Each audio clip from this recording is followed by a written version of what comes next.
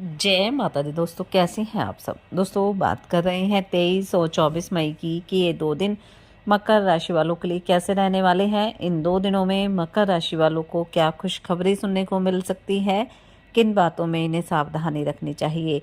तो इन 2 दिनों का राशिफल जानने से पहले हम इन 2 दिनों का पंचांग जान लेते हैं। 23 मई 2025 दिन शुक्रवार रहेगा, ज्येष्ठ माह कृष्ण पक्ष की एकादशी तिथि जो रात्रि 10:32 तक रहेगी। उसके बाद द्वादशी तिथि प्रारंभ हो जाएगी। प्रीति योग रहेगा जो 6:36 तक रहेगा। उसके बाद आयुष्मान योग प्रारंभ हो जाएगा। उत्तरा भाद्रपद नक्षत्र रहेगा जो 4:03 तक रहेगा। उसके बाद रेवती नक्षत्र प्रारंभ हो जाएगा। चंद्रमा मीन राशि में अभिजीत मुहूर्त का समय रहेगा 11:50 से 12:45 तक। राहु काल का समय रहेगा 10:05 से 11:50 तक। अब बात करते हैं 24 मई की। 24 मई 2025 दिन शनिवार रहेगा, ज्येष्ठ माह कृष्ण पक्ष की द्वादशी तिथि जो 7:23 तक रहेगी। उसके बाद त्रयोदशी तिथि प्रारंभ हो जाएगी।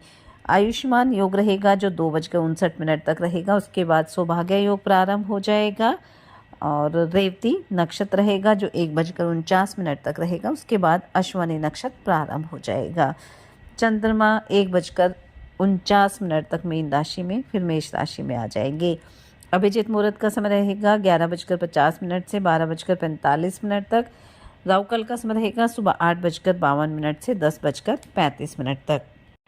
23 मई को एकादशी रहेगी और इस एकादशी को अपरा एकादशी या अचला एकादशी के नाम से भी जाना जाता है। और ऐसा कहा जाता है कि इस दिन व्रत करने और भगवान श्री विष्णु की पूजा अर्चना करने से जीवन के सभी दुख दूर हो जाते हैं, पापों से भी मुक्ति मिलती है।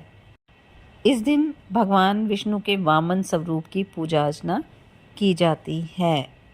तो इस दिन आप पूरे विधि विधान के साथ भगवान विष्णु की पूजा अर्चना करें। पूजा में आप पंचामृत, रोली, चंदन, अक्षत, पीले फूल और फल, मिष्ठान, धूप दीप अवश्य अर्पित करें।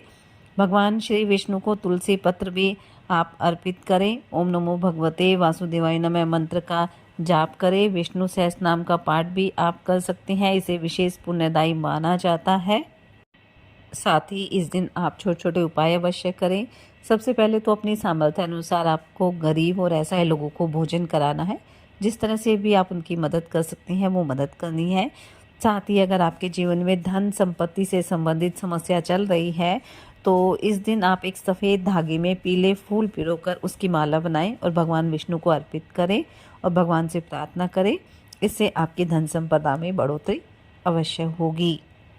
अगर आपके जीवन में खुशियां नहीं हैं, आप परेशान रहते हैं, तो इस एकादशी के दिन भगवान विष्णु के मंदिर में जाकर शहद की शीशी का दान करें और भगवान के समक्ष घी का दीपक जलाकर ओम नमो भगवते नारायणाय मंत्र का 11 बार जाप करें। इससे भी आपको लाभ की प्राप्ति होगी। इस दिन तुलसी के पौधे में आप जल अर्पित करें, दीपक जलाएं और तुलसी माँ से प्रार्थना करें। इससे भी आपको सफलता प्राप्त होगी। गाय को इस दिन आप हरा चारा खिलाएं, अपने बड़ों का सम्मान भी करें। और इस एकादशी के पारण का जो समय रहेगा वो 24 मई 2025 दिन शनिवार को किया जाएगा और जो समय रहेगा वो सुबह 5:26 से शुरू होकर 8:11 तक रहने वाला है। तो चलिए बात कर लेते हैं ये 2 दिन मकर राशि वालों के लिए कैसे रहने वाले हैं। ये 2 दिन मकर राशि वालों के लिए भागदौड़ भरे रह सकते हैं क्योंकि इन 2 दिनों में जो चंद्रमा है वो मीन राशि में है।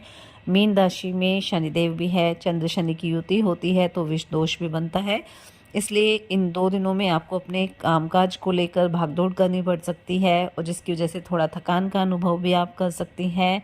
इसलिए काम के साथ साथ आपको खुद का ध्यान भी रखना है, योग ध्यान मेडिटेशन भी करना है ताकि आपका स्वास्थ्य हर तरह से उत्तम बना रहे। इन 2 दिनों में आपको इस बात का भी ध्यान रखना है कि हर तरह के वाद विवाद से दूर रहना है, नहीं तो हर कुछ समस्या आपके साथ रह सकती है। घर परिवार के सदस्यों के साथ पैतृक संपत्ति को लेकर कोई लड़ाई झगड़ा हो सकता है, इसलिए कोशिश करें कि इन 2 दिनों में इस तरह की बातचीत ना हो तो ज़्यादा बेहतर रहेगा। आपका मन किसी बात को लेकर परेशान भी रह सकता है, कोई असमंजस की स्थिति भी रह सकती है। इसलिए आपको मन को शांत रखना है और उस काम को करने से पहले अपने बड़ों की सलाह ज़रूर लेनी है। जल्दबाजी आपको बिल्कुल नहीं करनी है। माता-पिता का पूरा सहयोग मिलेगा, उनके आशीर्वाद से आपका कोई रुका हुआ काम भी पूरा हो सकता है। वहीं भाई-बहन भी आपका हर तरह से सहयोग करने वाले हैं, बस आपको थोड़ा सामंजस्य बनाकर चलना है। संतान की तरफ से मन प्रसन्न रहेगा, संतान आपकी उम्मीदों पर खरी उतरेगी। दाम्पत्य जीवन भी सुखद रहने वाला है, जीवन साथी का स्वास्थ्य थोड़ा कमज़ोर रह सकता है।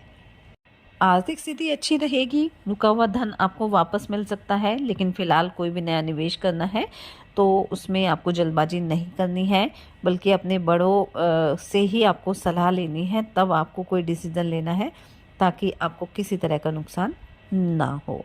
प्रेम संबंधों के लिए 2 दिन मिले-जुले रहने वाले हैं, इसलिए अपने साथी की भावनाओं की कदर आपको हर तरह से करनी है।